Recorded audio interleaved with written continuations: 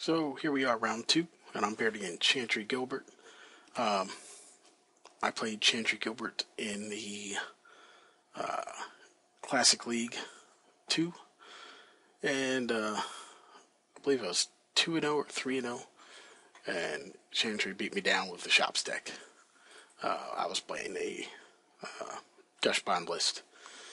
So I initially expected that Chantry was playing Shops, but then I went back real quick and said, I better do my due diligence and make sure. And to my surprise, he's playing Control. So, or maybe not even, this might have been I guess this was the Oath matchup, really. He's playing Oath, which surprised me a little bit, and I lose the dice roll. So now I'm pretty concerned that I might get turn 1 Oath and turn 2 blown out here.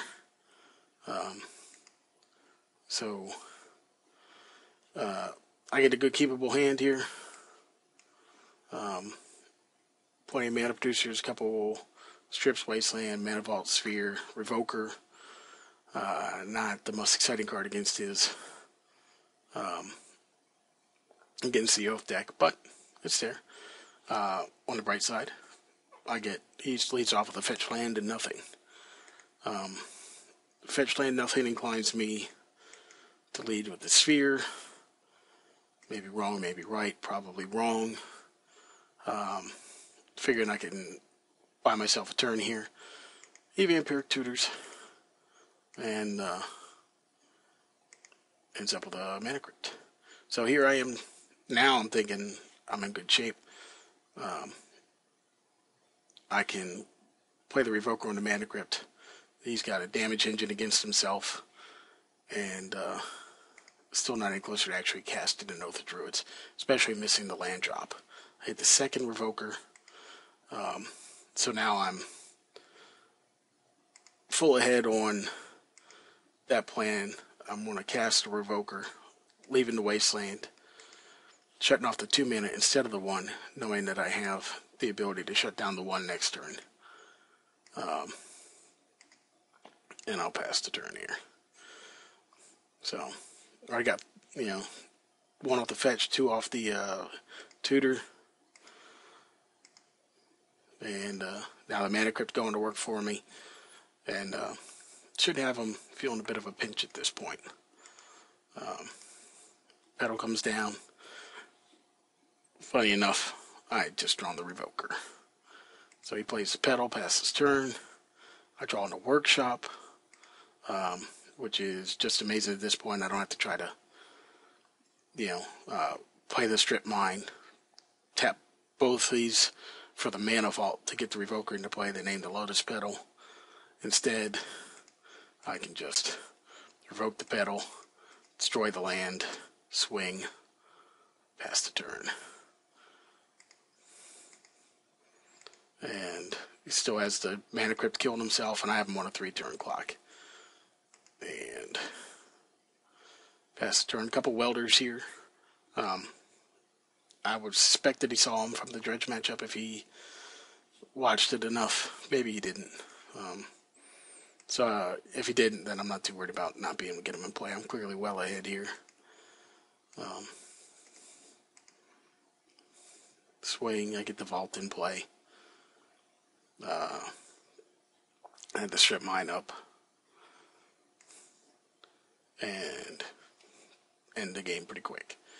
So, feel like I dodged a bullet there, especially on the draw. And come in, boarded more heavily towards Oath, extra duplicates, extra metamorphs. And let's see what we get.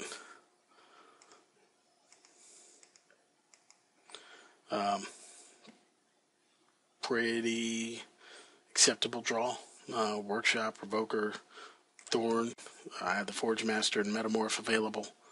So, this is a keep for me. He turn 1 Mana Vaults. I have an interesting set of plays here available to me. I can lead off, try to revoke the Mana Vault.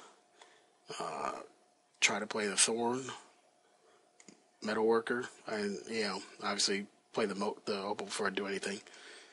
I end up trying to revoke the Mana Vault and get that down. So pass the turn with the Revoker in play. Pretty satisfied with that, cutting off 3 mana like that so quick. I don't think I've gotten more work out of Phyrexian Revokers than I did in this match before.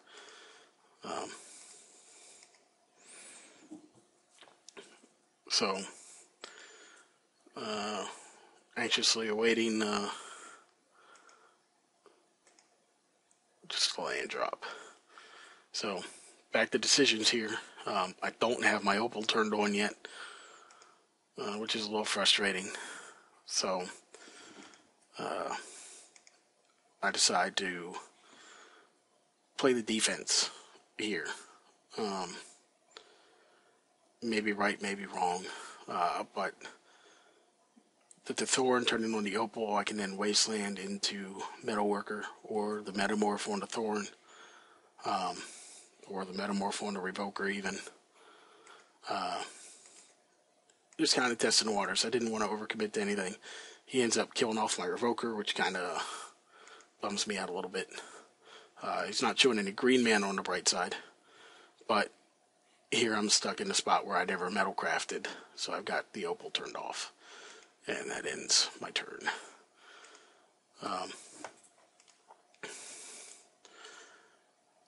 So the Vault's active. He's got 5 mana available and a Show and Tell, and I gotta admit, had a little bit of a grin. So he Show and Tells, and I play the Forge Master. And I kind of amused at what he was thinking. And then he plays the Orchard, and I about cried. I thought I had a pretty swift Forge Master into Duplicate, imprinted the Emrakul, and then start swinging for 15. Clearly, Orchard comes down. He taps out to Ancient Grudge, the Forge Master. Clearly the right play. Gives me a Spirit token. What he couldn't have known is that I'm sitting on the Metamorph. So, play the Strip Mine. Play the Metamorph. Take away the Emrakul. Take away lands. I take away the red and the only green source. He's stuck with a tapped Mana Vault. He's stuck under a Thorn of Amethyst for 1. And I'm giving him Savage Beatings with a Spirit token.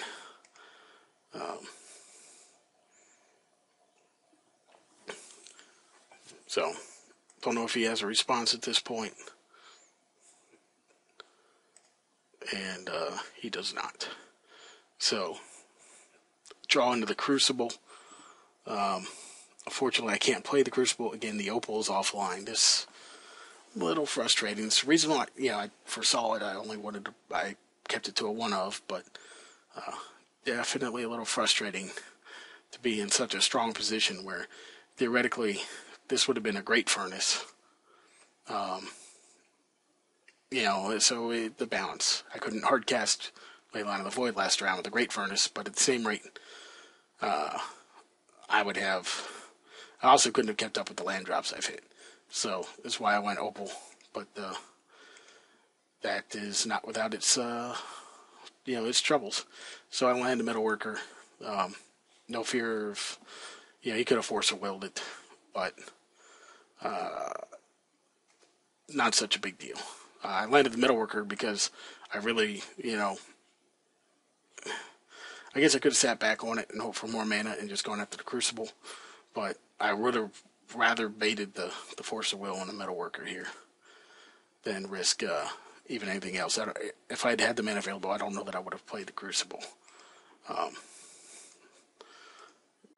So again, he misses land drop, Duplicate, not doing anything at this point other than adding lots of mana. I choose not to show him the Duplicate. I didn't need the mana, and I didn't know if maybe he'd pull off something crazy. So I hid the Duplicate from It was probably irrelevant, especially after the Lodestone Golem hits. And now he's under a 2 mana, so now he can't even force will anything. So the Crucible comes down. And bring back the Strip Mine.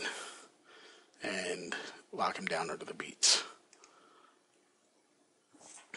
And that should be about how this winds up. Yeah, he scoops to it. So, really happy with the game against Oath. Shoath even. Which in looking back at the game,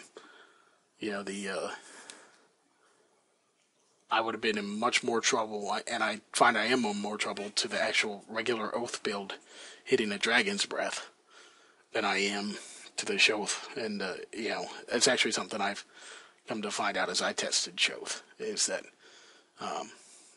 sometimes just get the creature in play isn't enough. You really need the Dragon's Breath. Because the Oath's one real big advantage in the meta that we're in now is its ability to kill on turn 2, just like Dredge. And not doing so seems less than good. And letting your opponent interact with your kill condition for a turn, even only for a turn in this format, seems pretty bad. So, win over Oath, and I'm 2-0, and pretty excited about my chances here going into round 3.